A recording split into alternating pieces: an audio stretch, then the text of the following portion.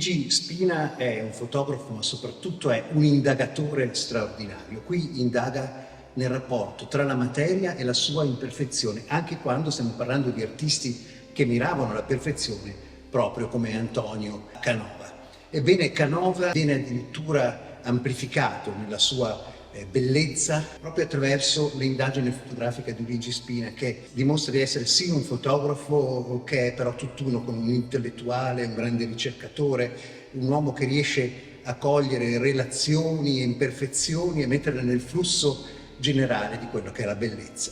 Questa mia ricerca dell'imperfezione nasce proprio con Canova, dalla volontà di cercare l'animo dell'artista, del creativo, perché spesso nell'opera finita tutto si cristallizza, diventa un vero valore assoluto. Soprattutto nei musei questo accade. Nei musei spesso le grandi opere d'arte, le grandi sculture, non puoi vedere più l'origine, la localizzazione geografica della partenza, ma sono sostanzialmente ormai acquisite come reperti e in qualche modo hanno perso tutta la loro vita, tutta quell'anima, quegli elementi che invece erano strettamente legati sia al committente che allo scultore in questo caso. Siccome ho lavorato per tantissimi anni sulla scultura classica, ho fatto ricerche, indagini, tra cui Diario Mitico, una delle più, circa 10 anni a contatto con la collezione Farnese, quando ho visto Canova, ecco, l'ho chiamato noioso marmo.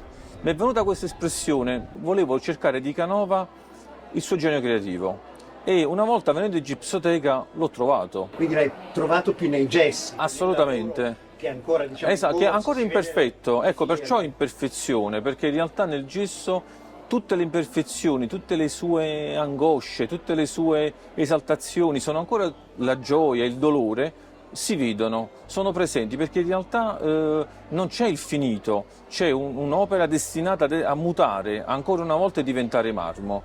E quindi è il gesso, con tutte queste tracce, che dimostra un Canova nudo. Un Canova che in realtà nudo nel senso che dove puoi vedere veramente il suo animo, puoi vedere l'aspetto emotivo, che in realtà sparisce totalmente nell'opera finita. Ecco, tu hai indagato tanto Pompei, che è totalmente diversa, perché lì sono artigiani al lavoro, magari in una città di provincia, sì, che vanno quasi a memoria, no? Certo. Mentre Canova è notoriamente un perfezionista assoluto, quindi sei andato a fare una sorta di testacoda intellettuale nell'andare a cercare Canova. Sì, allora, sì, perché in realtà c'è sempre una trasversalità, no? Voglio dire, un fotografo, chi fa ricerca in generale, segue tante diverse vie e quindi Canova in realtà mi è servito anche sul piano personale, perché in realtà porta con sé, evidenzia con sé anche quelle che sono le mie imperfezioni, quindi è stato un confronto quasi un testa a testa con lui,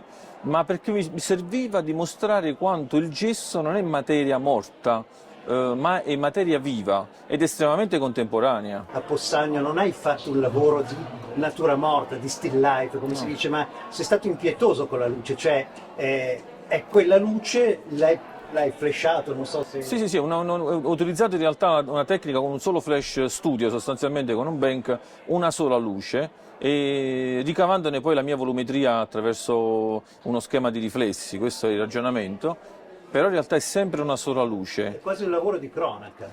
Diventa quasi un lavoro di cronaca perché in realtà il gesto lo richiede, ecco, veramente è come ritrovarsi in un atelier e vedere l'artista al lavoro, in progress, era questo il mio scopo. Lavorare con lo stesso principio, dimostrare quanto il gesso fosse di transizione, ma fosse essenziale innanzitutto per Canova. Questo progetto Quattro Tempi è nato così, per caso, ma tutto sommato con questo desiderio di Luigi e mio di trasmettere.